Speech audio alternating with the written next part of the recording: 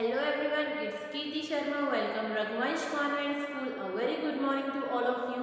Today we are studying about the chapter of 14th class 7th English, the Lost Child.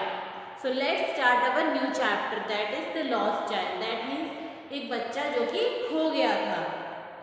It was springtime. A large number of men, women and children were all going to fair. एक spring का time था, यानी spring का मौसम था, तो बहुत बड़ी तादाद में कुछ आदमी, औरतें और बच्चे जो है वो एक पास में जो मेला लगा था उसमें गए थे. Some walking, other went in bullock cart. One little boy ran between his parents' legs. He was full of joy. कुछ लोग पैदल आ रहे थे और कुछ लोग जो थे वो बुलक कार्ट से आ रहे थे. वहीं पर देखा कि एक बच्चा जो था वो अपने पेरेंट्स के पैरों के बीच में चल रहा था और वो बहुत ज़्यादा ही जॉय, यानी उसको बहुत ही ज़्यादा उत्साह था. Come child come, call his parents and he stop to look at the toy in the shop that line the way. वो उसके मम्मी पापा कहते आ जाओ बेटा आ जाओ, लेकिन वो क्या था, वो इतना उत्साही था कि वो हर टॉय की शॉप पर रुक जाता था और टॉय को देखने लगता था. The child ran toward his parents, but his eyes still lined on the toy. वो बच्चा अपने पेरेंट्स के साथ चला तो गया, लेकिन उसकी जो निगाह थी वो कहाँ पर थी, वो टॉयज पर ही टिकी हुई थी. He reached there where his parents had stopped to wait for him. वो वहीं पर खड़ा रहा कि जबकि उसे पता था कि उसके पेरेंट्स जो उसका इंतजार कर रहे हैं. He could not suppress his desire. I want that toy, he pleaded. अब वो उस टॉय को इतना पसंद करने लगा कि उसने ये कहा कि अब चाहे कुछ हो जाए मुझे ये टॉय चाहिए ही चाहिए. His father looked at him in his familiar crude way. अब उसके जो पापा थे वो जो उनके साथ जो उनकी फैमिली वगैरह और जो मेंबर थे वो इधर उधर देखने लगे. His mother gave him her finger to hold and said, "Look, child, look." She said, "Look what is before you." The pleasure of what was before him filling his eager eyes. लेकिन उसके parents उसे लेके चले गए. वहाँ से उसकी जो पापा थे वो उसे बार बार देख रहे थे. उसकी मम्मी कहती है कि बेटा ध्यान से चलो, आगे देखो तुम्हारे आगे कुछ है या नहीं है. लेकिन उस लड़के की जो आंखें थी वो तो कहाँ पर उस टॉय पर ही टिकी हुई थी. They had left the dusty road. Now they had entered a footpath in a field.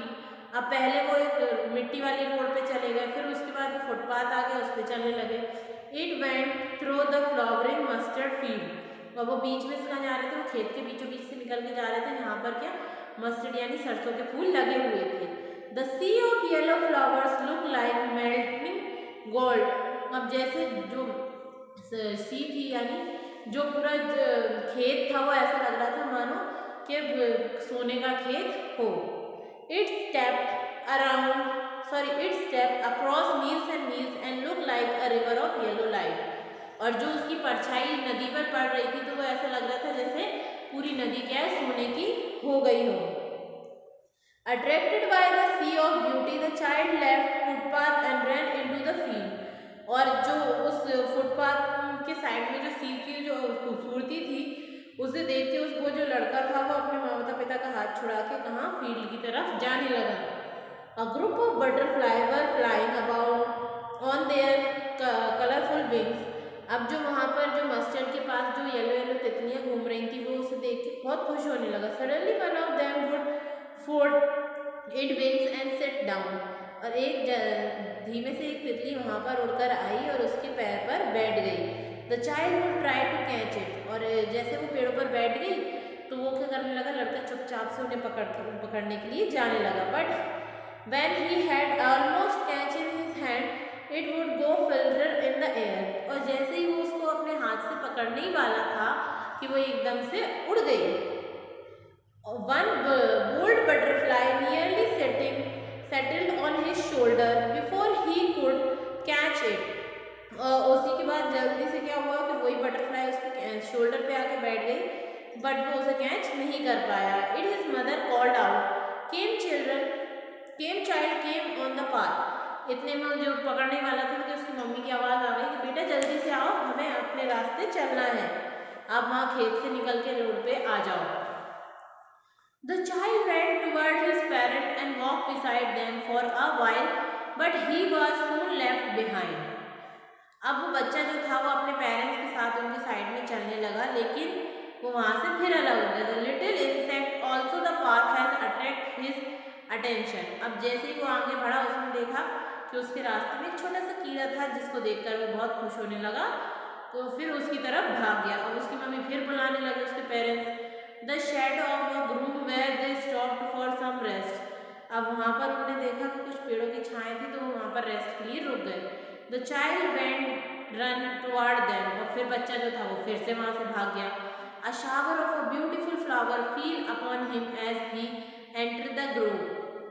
वहाँ पर जो इतने सुंदर सुंदर फूल लगे थे, तो ऐसा लग रहा था जैसे मानो पता नहीं कहाँ सुंदर नगरी में आ गया हो।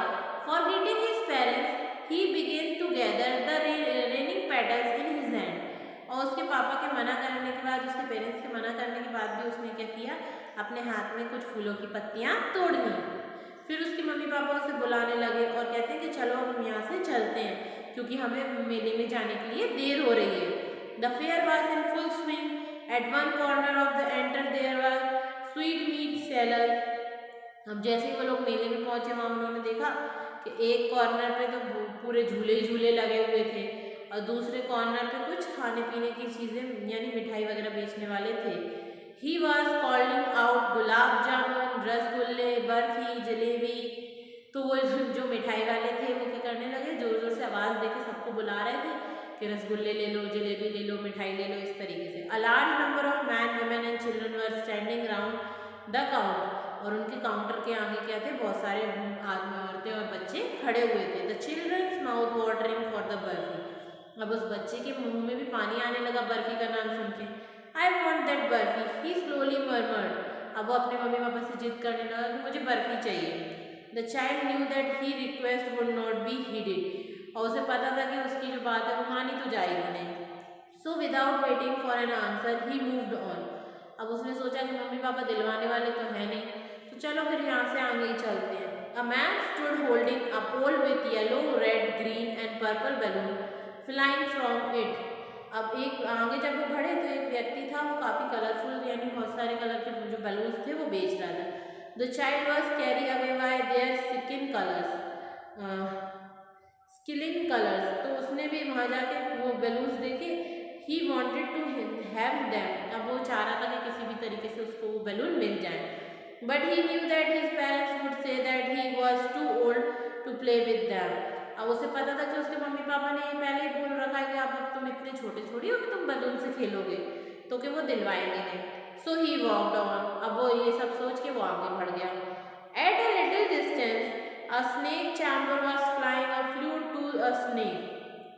अब जैसे ही वो आगे बढ़ा, उसने देखा कि एक व्यक्ति था, वो क्या कर रहा था, वो बीन बजा रहा था सांप के लिए, और जो सांप था वो बीन पर डांस कर रहा था। The snake has raised it hood.